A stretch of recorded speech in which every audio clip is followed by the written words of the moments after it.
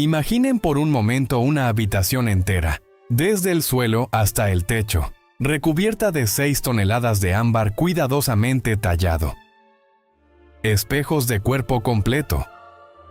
Láminas de oro puro y piedras preciosas que, al ser iluminadas por la luz de las velas, emitían un resplandor sobrenatural, como si las paredes mismas estuvieran hechas de luz líquida.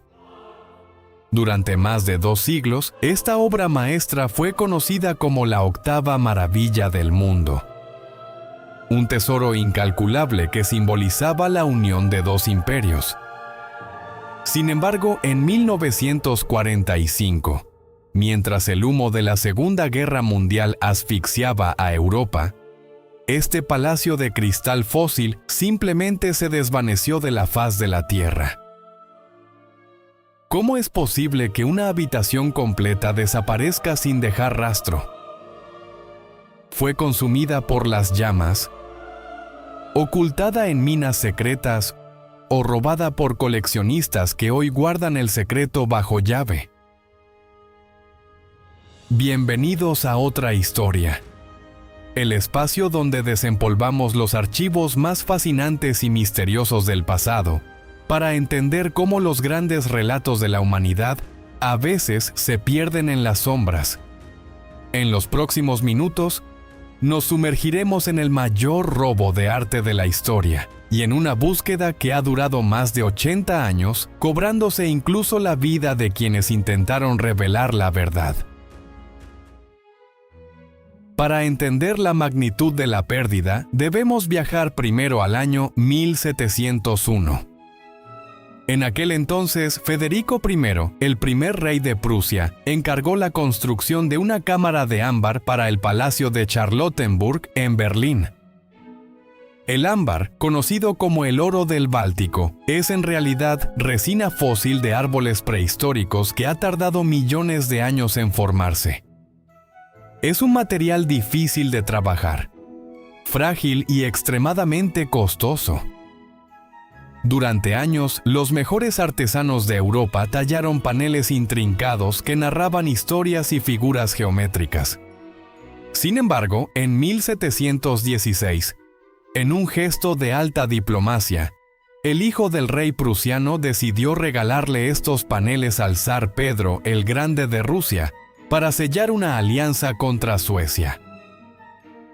La cámara de ámbar fue trasladada a Rusia, donde años más tarde, la emperatriz Isabel ordenó su instalación en el Palacio de Catalina, cerca de San Petersburgo.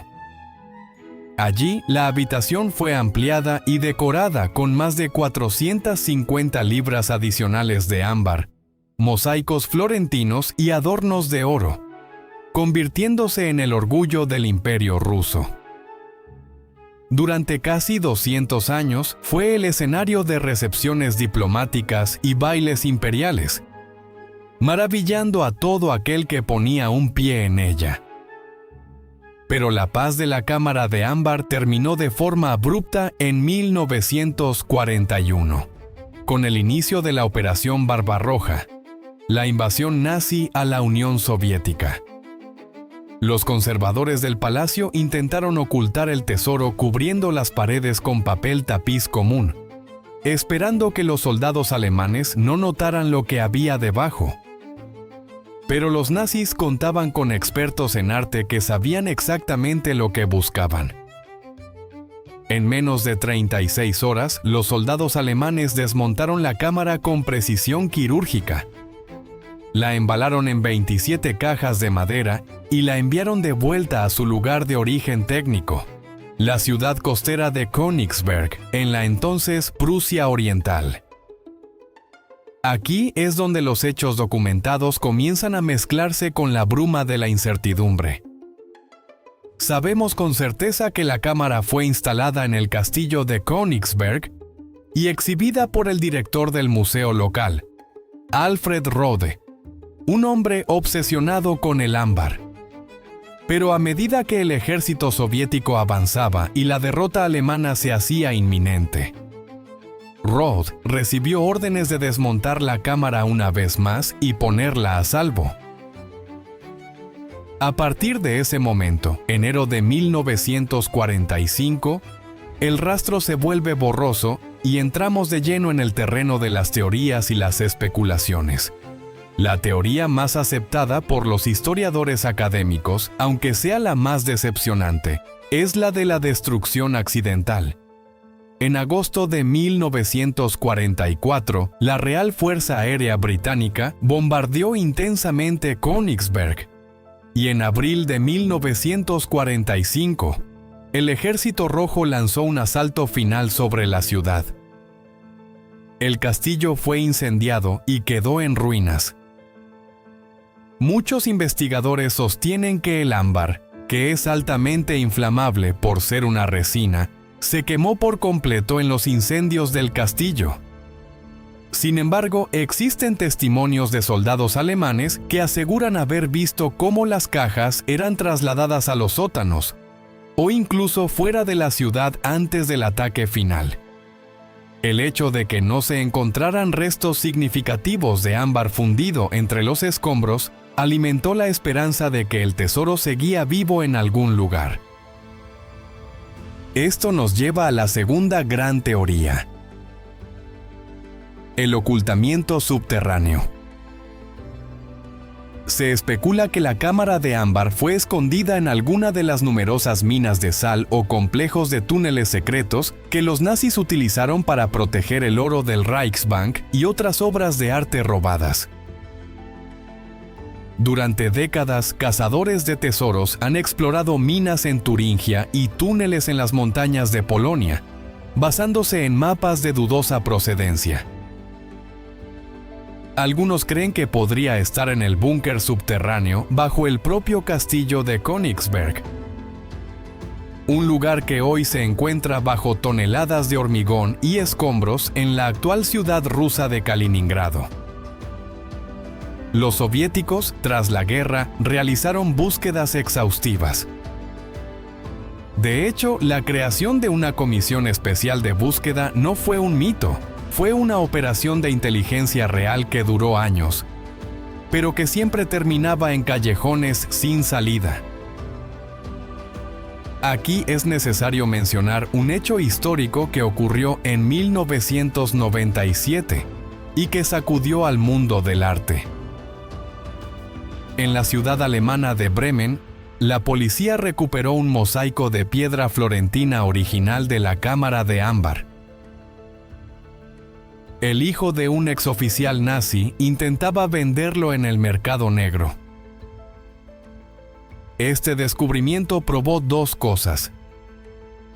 Primero, que la cámara no fue destruida en su totalidad por el fuego, y segundo, que al menos partes de ella fueron saqueadas de forma individual por soldados u oficiales antes de que el conjunto desapareciera.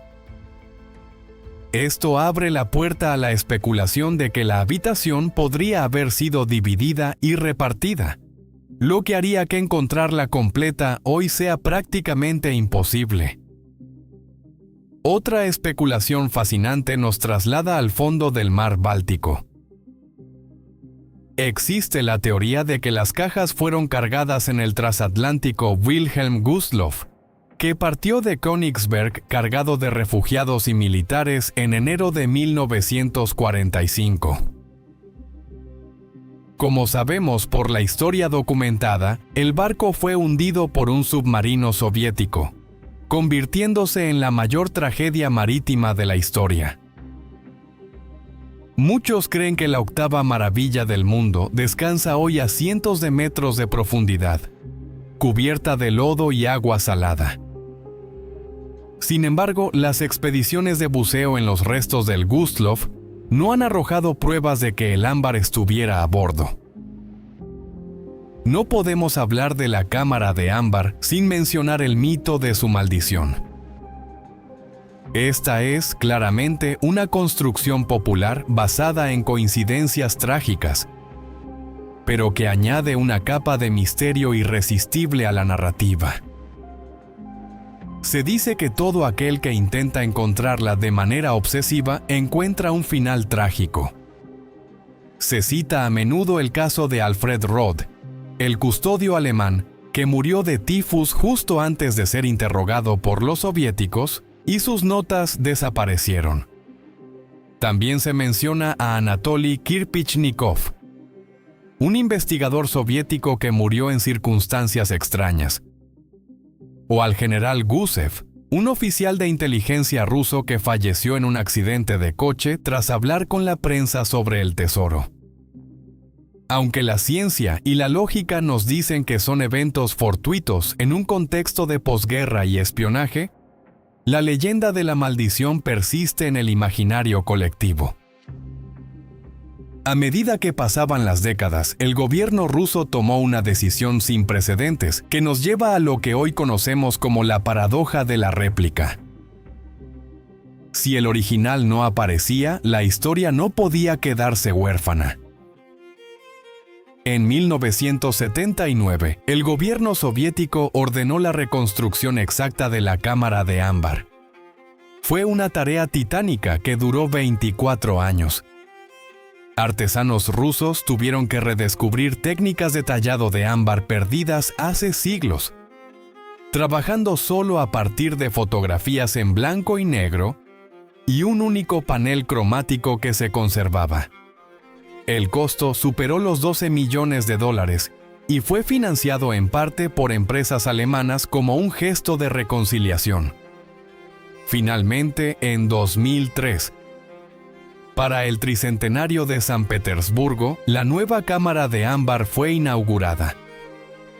Hoy en día, si viajan al Palacio de Catalina, pueden ver esta maravilla reconstruida.